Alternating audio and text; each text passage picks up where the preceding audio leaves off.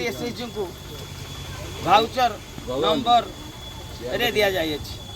किंतु दुख परितापर विषय से मैंने गतकाली अर्थात 23 तारिख रे आम वार्ड रु महिला मैंने गोटे शोभा यात्रा करी म्युनिसिपालिटी पर्यंत जाइतिले एवं किछि बुझी न बुझी विरोधी लोकों प्ररोचन रे चंदन दास हाई हाई बोली चित्कार करते मो सहित किसी जोगाजोग नकरी न पचारि आहरी पैसा नवा बोली जो मसुदा कले किंतु ताकू आमे समस्ते विरोध करियारु से मो विरुद्ध रे चांदा उठेबार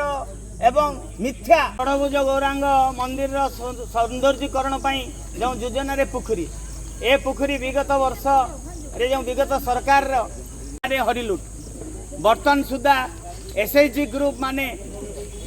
एवं एजुडिसर मिसिकी एई पोखरी रे 9 लाख टंका